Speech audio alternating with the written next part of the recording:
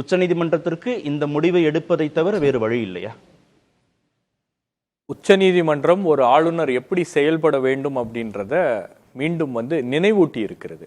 இந்த ஜட்மெண்ட் அப்படின்றது உண்மையிலேயே ஒரு வரலாற்று சிறப்பு மிக்க ஒரு தீர்ப்பு. அதாவது கடந்த 2 வாரங்களாக பார்த்தீங்கன்னா, தமிழ்நாடு மீண்டும் மீண்டும் உரிமைகளை எப்படி நிலைநாட்டுவது, அதற்காக எப்படி போராடுவது அப்படின்றத கற்றுக் கொடுத்திருக்கிறது. இதற்கு 2 இன்சிடென்ட்ஸை நான் குறிப்பிடுறேன். ஒன்று அந்த வக்ஃபு மசோதாவை நள்ளிரவில் பாஸ் பண்ணும்போது அதற்கு எதிர்ப்பு, ரொம்ப வலுவான எதிர்ப்பு தெரிவித்தது திமுகவுடைய உறுப்பினர்கள், திமுகவுடைய மெம்பர்ஸ். இந்தியாவே திரும்பி பார்க்குற அளவுக்கு அந்த மசோதாவுக்காக ப்ரிப்பேர் பண்ணிட்டு திரு ராஜா அவர்கள் பேசின ஸ்பீச்சாக இருக்கட்டும், அல்லது மற்றவர்கள் பேசின ஸ்பீச்சாக இருக்கட்டும், திருச்சி சிவா அவர்கள் பேசின ஸ்பீச்சாக இருக்கட்டும், இது எல்லாமே உங்களுக்கு ஹை குவாலிட்டி டிபேட்ஸ்.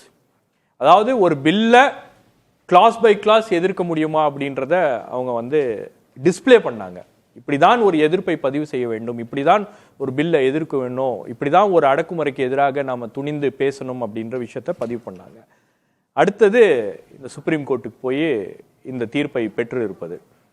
முதலமைச்சர் சொன்னார், இந்த தீர்ப்பு இந்தியாவுக்கும் ஒரு எடுத்துக்காட்டாக இருக்கும், அனைத்து மாநில உரிமைகளுக்கும் அனைத்து மாநிலங்களுடைய உரிமைகளுக்கும் இது ஒரு எடுத்துக்காட்டாக இருக்கும் அப்படின்னா நிச்சயமாக இருக்கும்.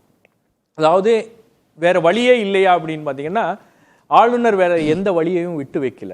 ஏன்னா இந்த ஆளுநருடைய தனித்துவமே அதுதான் நினைக்கிறேன். அதாவது இன்றைக்கு ஒன்றிய அரசாங்கத்தை ஒரு பெரிய நெருக்கடிக்கு தள்ளிவிட்டார். இப்ப இதுக்கு என்ன பண்றது அப்படின்றத அவங்க யோசிக்கணும். மத்திய அரசுக்கும் பெரிய நெருக்கடி. இப்ப நீங்க இந்த மாதிரி ஒரு தீர்ப்பு வந்ததுக்கு பிறகு நீங்க சான்சலராக ஆளுநர் இருக்க முடியாது அப்படின்னும் போது அவங்களுடைய பல்வேறு அஜெண்டாக்கள் இதுல அடிப்படுது. உயர்கல்வியை ஒட்டுமொத்தமாக அவங்க கையில வச்சிருக்கணும் அப்படின்ற அந்த அஜெண்டாவே காலி ஆகுது இங்க.